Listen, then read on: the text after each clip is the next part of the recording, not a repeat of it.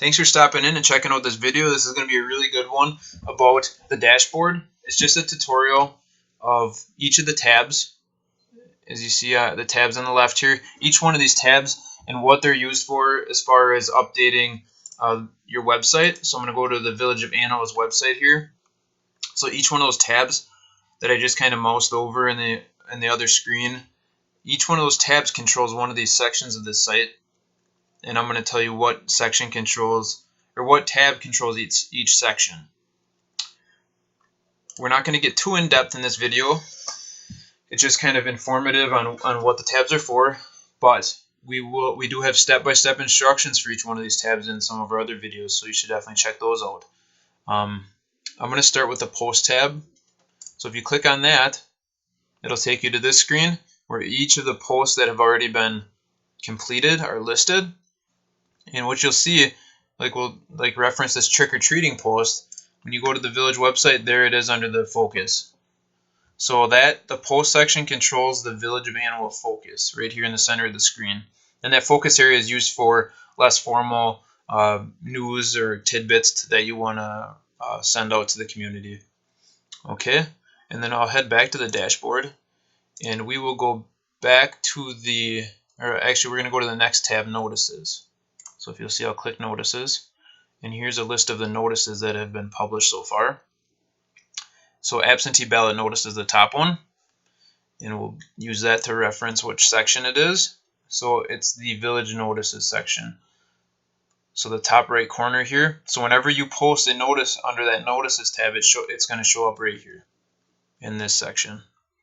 Alright, so back to the dashboard, and then we'll move on to the Documents tab.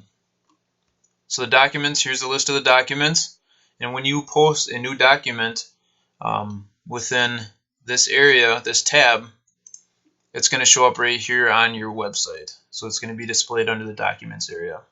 So it's all pretty self-explanatory. The Documents area is used to house like your meeting minutes and agendas, your formal documents that you would keep filed away for several years. We just put them on the website there using the Documents tab so that residents can have easy access, 24/7 access to those items. It's always good to have those on there because it usually helps you to field less phone calls with your daily job when people can find more information on the website here.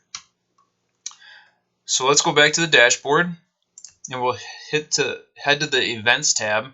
So here are the events that are listed so far for the Village of Annawa. And each time you add an event within this tab, it's going to populate onto this where all these ones are. And when you add it, it's going to ask you for to select a date and to select the starting time and ending time. And once you publish that event, it's going to show up right here in the Upcoming Events area. And that when you select that date, it references to this point, right to this date. So if you were to create an event and reference October 1st, it would show October 1st here, and then it automatically puts these in chronological order. So again, very easy, very user-friendly. The Galleries area. Galleries are lots of pictures. So if you wanted to add, let's say, 10 pictures of a park, like here the Village of Annawa has, we can get this to load up here, Pleasant Lake Park Gallery. So whenever you add a gallery within the Galleries tab, it's going to show up here under the Images section. And some of these sections might be named different on your website. It all depends on what you've asked us to name them, because that's completely customizable. But when you click on the gallery here, it's going to show the Pleasant Lake Park Gallery. You can have as many galleries as you want on your website, and each one is just added within that tab. So I'm going to head back to the dashboard. So the last three tabs here are used a lot less than the ones we just went through. This is the Slides tab, and what that is for a slideshow. The Village of Annawa website does not have a slideshow on it. A lot of municipalities that we've done have slideshows in the header up here where this cornfield is. So you might have 4 or 5 images. Instead of having the one, you'll have 4 or 5 images sliding through in the background every 5 or 6 seconds. So within that Slides tab, that's where you're going to go to add new slides or take some slides away.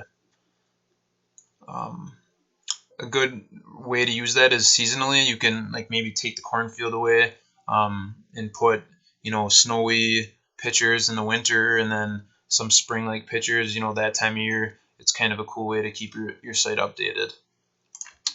If you go into the Pages tab, which is the next one down, that is going to be each and every page that's on the website.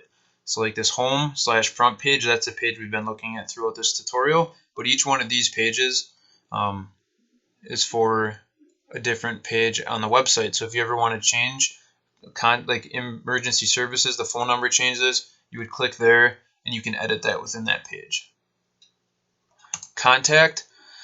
So contact forms are forms that people would fill out. Like if you have, let's say, a form where they can write to the clerk and then they would type their name, their email address, and then hit send. That's a contact form, and within this tab is where you can control those forms on your web page. The last one here is Visual Composer, which you'll see you will not use this very often at all. If you ever use that, you'd probably want to reach out to us and get some information on that. That's about it. That's the tutorial on the dashboard. Again, it was just a quick overview. If you want step-by-step instructions on any one of these tabs, check out our other videos. Have a good one.